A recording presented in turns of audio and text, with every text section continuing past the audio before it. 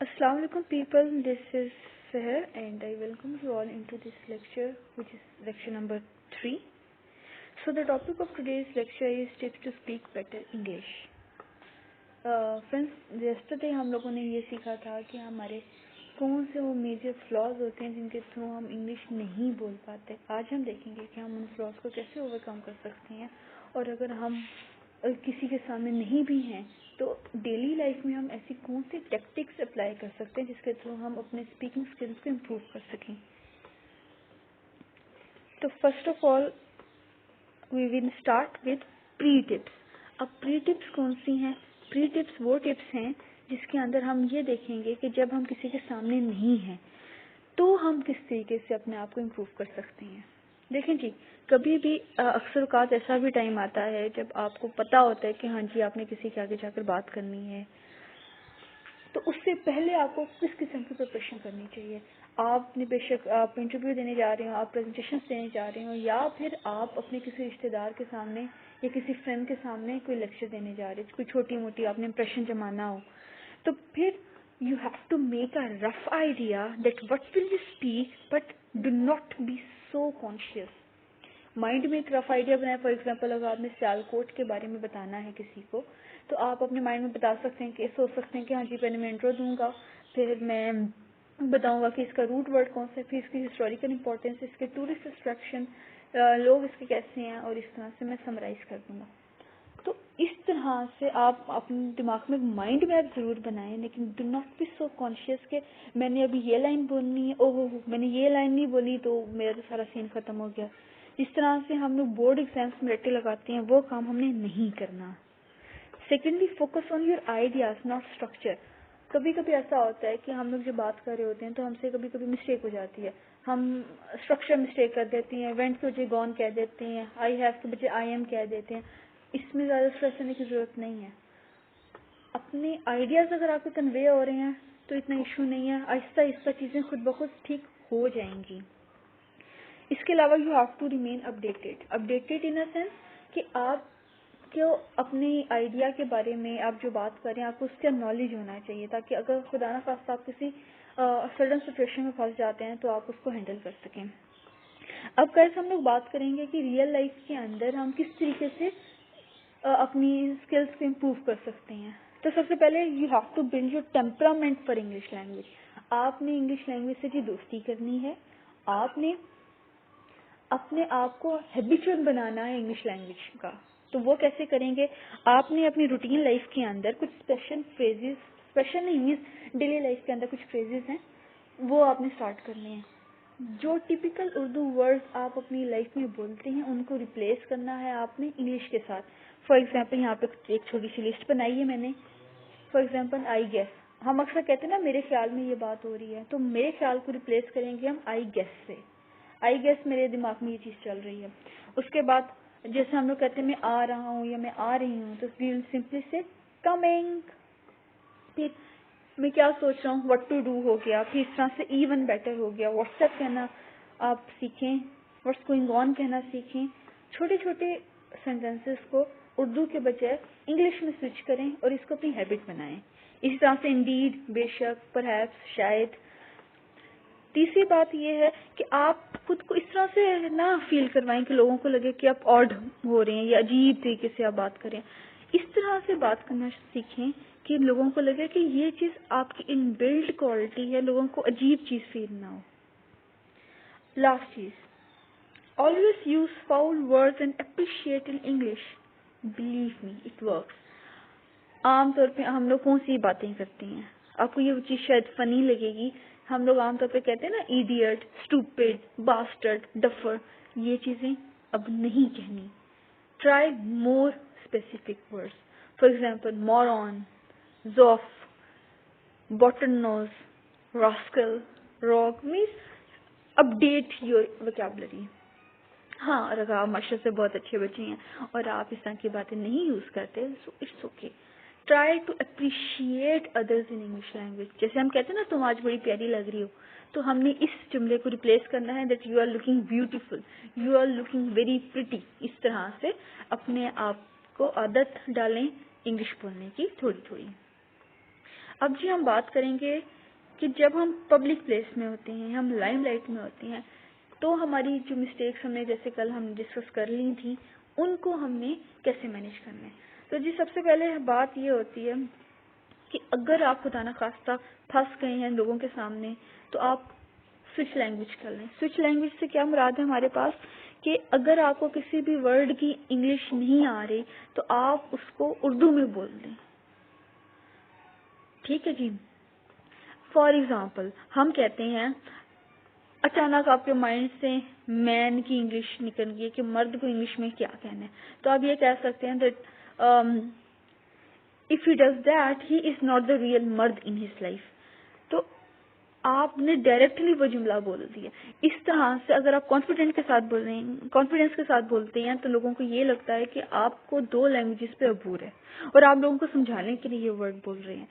हाँ, अगर आप किसी इंटरव्यू में या फॉर्मल सेटिंग में बैठे हैं तो अवॉइड कीजिएगा, otherwise this is a great tip. दूसरी चीज जो हमारे पास आ जाती है वो आ जाती है स्पीच मार्कर्स। अब स्पीच मार्कर्स क्या चीज है? हम अक्सर बात करते पे अड़ जाते हैं, इट्स लाइक, आई थिंक, इस तरह के वर्ड्स हम यूज करते हैं ना।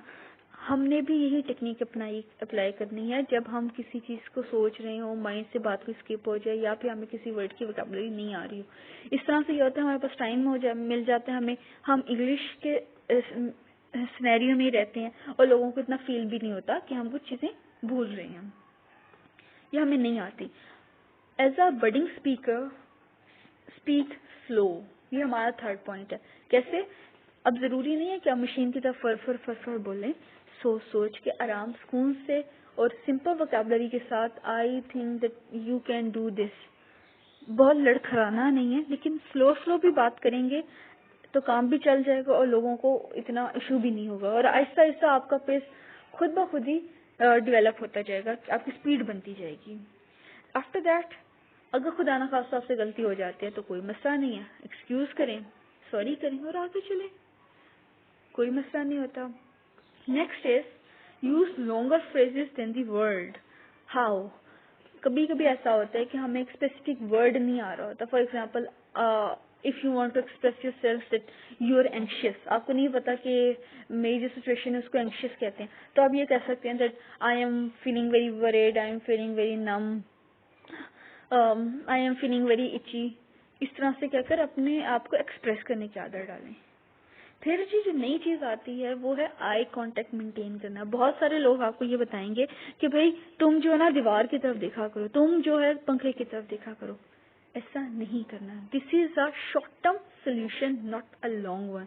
अगर आप लिटरली इंग्लिश बोलना चाहते हैं नॉर्मली तो आपने आई कांटेक्ट मेंटेन करना है। देखें जी, आई कांटेक्ट मेंटेन करने का फायदा ये होता है कि जब आप लोगों की आंखों में देखते हैं ना तो उनकी ब्लिंक ऑफ द आई से आपको अंदाजा होने लग जाता है कि यार इस बंदे को मेरी बात समझ में आ रही है। आपका मोराल जो है वो इंक्रीज होता है, आपका कॉन्फिडेंस इंक्रीज होता है, आप आराम से ज्यादा रिलैक्स तरीके से बोलते हैं।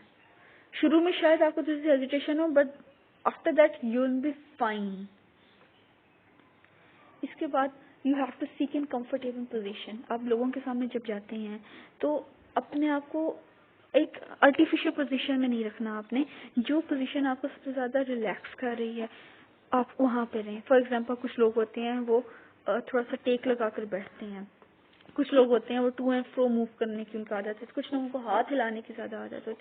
वैसे रहें जैसे नॉर्मली आप उर्दू में या पंजाबी में बात करते हैं। कुछ स्पेशल करने की जरूरत नहीं है, जितना स्पेशल जाएंगे उतनी आपको ज्यादा हेजिटेशन होगी। Just stay relax and speak. Always remember that you have to listen, understand and then speak. आप क्यों बोल रहे हैं आपको पता होना चाहिए। You have to believe in your words. रट्टा नहीं लगाना आपने। फिर उसके बाद आपने क्या करना है कि अगले, फॉर एग्जाम्पल अगर आप अब्रप्ट फौरी तौर पे आप कन्वर्सेशन में मसरूफ हैं, लोग आपसे क्वेश्चंस वगैरह कर रहे हैं, तो आप पहले बात सुने, उसके बाद सोच कर जवाब दें।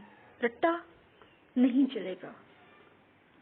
लेकिन इसके बाद भी गाइस अगर खुदा न खास्ता आप लोग फंस जाते हैं या इस तरह की आपने काफी सिचुएशंस देखी होंगी जिसके अंदर आपको बिल्कुल भी समझ में नहीं आती, तो फिर आपने क्या करना है। Now at this point you have to cover your mistakes and turn your audience around. That is the biggest pro tip. Audience को कैसे हम डाइग्रेट करें, डाइग्रेस करें। डाइग्रेस का मतलब ये होता है उनका कैसे हम ध्यान बटाएं। तो जी सबसे पहले आपने इस चीज को हर हाल में मुमकिन बनाना है कि ऑडियंस को नहीं पता चलना चाहिए, सामने वाले को कभी भी ये नहीं पता चलना चाहिए कि आप फेयरफुल हैं। फेयरफुल यानी कि आपको डर लग रहा है, आप नर्वस हैं। जिस दिन या जिस टाइम पर उसको पता लग गया, आपका जो रहा सा कॉन्फिडेंस होता है ना, वो भी उड़ जाता है। सो ट्राई टू रिमेन काम। अगर आप कंफ्यूज्ड हैं, थोड़ी सी स्माइल करें और दूसरे के ऊपर बात फेंक दें। वो कैसे? उनको पॉइंट, अगर आप प्रेजेंटेशन दे रही हैं, आप टीचिंग में हैं, आप कोई किसी भी ऐसे सिनेरियो में बैठे हैं जहाँ पे लोग आपको सुन रहे हैं, तो आप उनको पॉइंट आउट कर सकते हैं कि हाँ जी आप इस चीज को कंटिन्यू करें, आप इस सवाल का जवाब दें, या आप क्यों नहीं मेरी बात सुन रहे। इस तरह से लोगों का ध्यान आपसे हट के दूसरी तरफ चला जाएगा, आप थोड़ा सा रिलैक्स हो जाएंगे और आपकी जो मिस्टेक है, कोई ग्रामर की, वोकैबुलरी की कोई मिस्टेक आपने की है, तो वो भी कवर हो जाएगी। Keep your mind awake. जब भी आप कुछ बोल रहे होते हैं, अपना दिमाग हाजिर रखें।